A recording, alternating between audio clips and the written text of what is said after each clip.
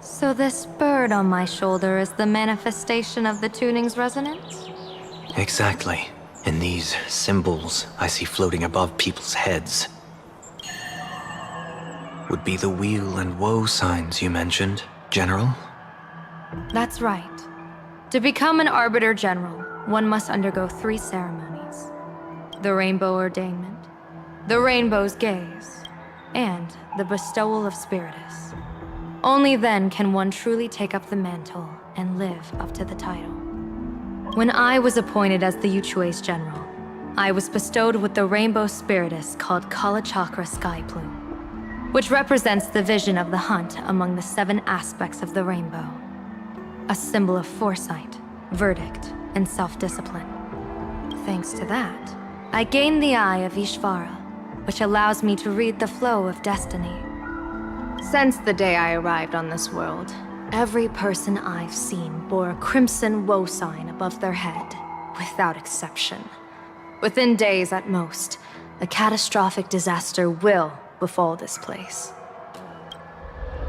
So, that red glow rising from the edge of the city is... The blazing light, formed by the convergence of all those woe signs in plain Arcadia. In that case, General, it's all the more reason for you to wear the mask. Once your sight into the future is strengthened, you won't need to fear the deathly omen in your readings. Mr. Sunday, have you heard the diviner's iron law? Never divine the same matter twice.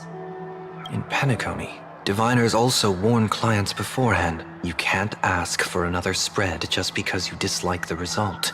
There's a reason for that, isn't there? Divining the future is, in essence, a form of observation and calculation. It's an interference with the future. Each reading drives the murky future towards a definite outcome.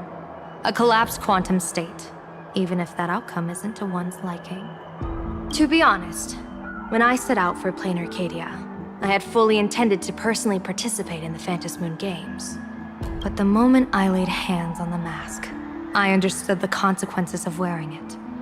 Once this miraculous item is donned, the Eye of Ishvara would transcend mere sight and permeate throughout this realm. The Kalachakra Sky Plume would predict the future of all beings at tens of billions of instances per second. You're saying that simply by your observation, our future would become fixed. Indeed, just like how the Wisdom Walker expounded the way of destiny, anchoring the fated moments. If I wore the mask, I would become the noose of plain Arcadia, and I would personally anchor a destiny that drives us all into a bottomless darkness. We will become locked in a dead end, with not a shred of hope for salvation. Close one. I passed the trial. There's still a sliver of hope in this round. 30 years ago, the Abundance Axis broke our lines and invaded the Fenghu homeland. The abominations awakened a living demonic star, intending to sink the Xianzhou Fenghu. With no other options, the Alliance staked everything on my Junior Soar's plan. To operate the astronomical observation device, the Cloud Pier Telescope, to signal the rainbow for aid, using their Lux arrow to strike down the demon star. Whoever operated the Cloud Pier Telescope would not return. It was to be a one-way trip. So, your Junior Soar. You guessed wrong. The one who offered his life was my master, who taught me divination. It was Master Jingtian, then the Yuchue's Master Diviner, and the only high official authorized to operate that device. He accepted his fate and ventured to the Fenghu. Going with him into certain death were Yueyu, the previous Yaoqing general who guarded the Cloud Pier Telescope, and the Verdant Knights under her command. I was responsible for assessing the entire plan's feasibility and mending its gaps. I activated the Decalite reflection barrier, calculating and casting lots again and again. I watched as the starlight, representing countless possibilities, flickered within the reflections, faint, wavering, until the vast shadow of a pondering god swallowed them whole.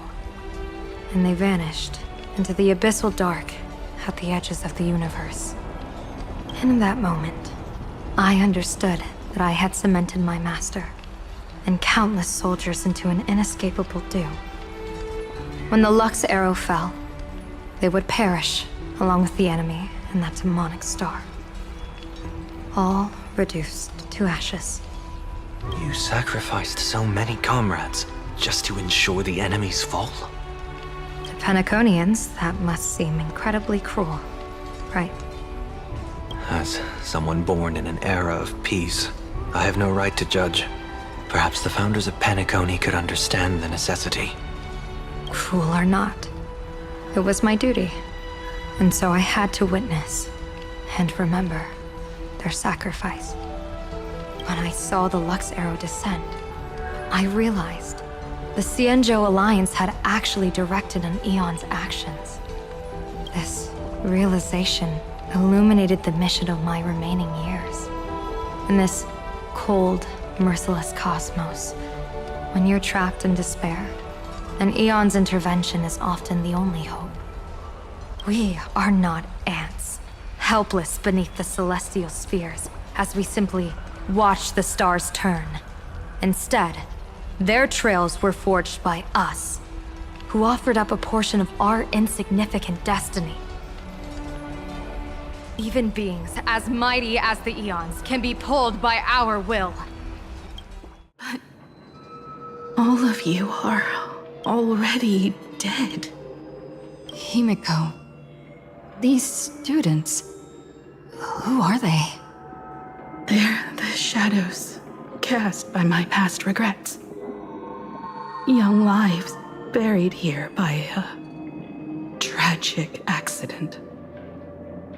What? Oh no, Senior, he's here! That thing is coming! Wait, what did you just say? Everyone, hide! We mustn't let that monster find us! Run, Senior! The Herald of Death is back! No!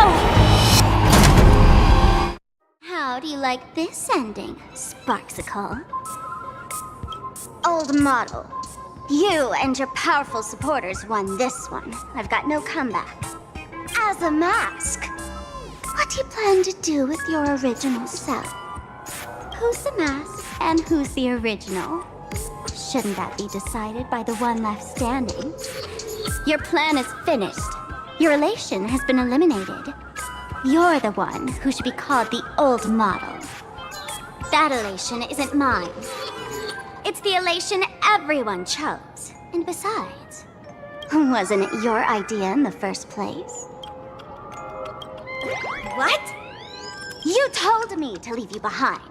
You also told me to take the idea and its relevant memories and go chase my dream.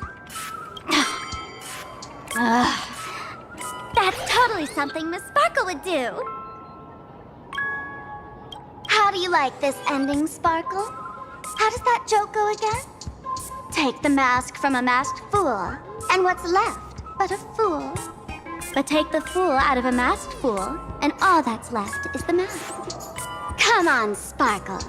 Time to end this little charade. No show is complete without a curtain call. Shall we become one at last? Bang!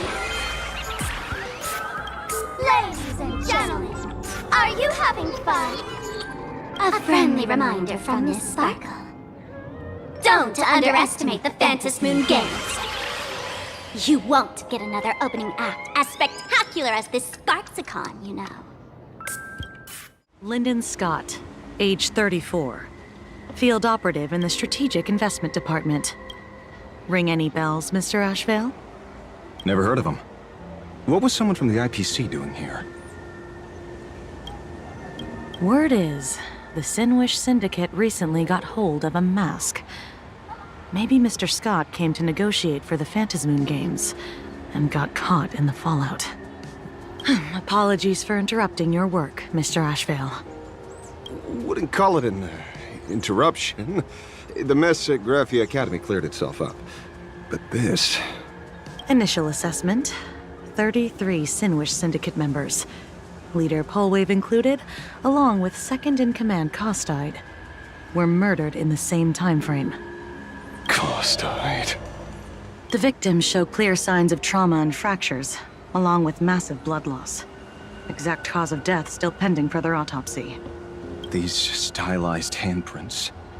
We both know what they mean. Bloody Bloom. Only one person ever used that as their calling card. The Herald of Death is back. Your suspicion isn't without merit, but that guy was executed 5 years ago. Executed? Who witnessed it? Was the execution broadcast to the public? Who can prove he's dead? Who's to say you didn't let him out to rig this entire game? You've heard the rule, haven't you? No one can enter the Phantasmoon games twice. So let me give you a piece of advice. Don't let rage gnaw away at your reason. It's bad for your health. The case's info is in the dossier. Get to work. The Department of Aberration Defense isn't paying us to bum around,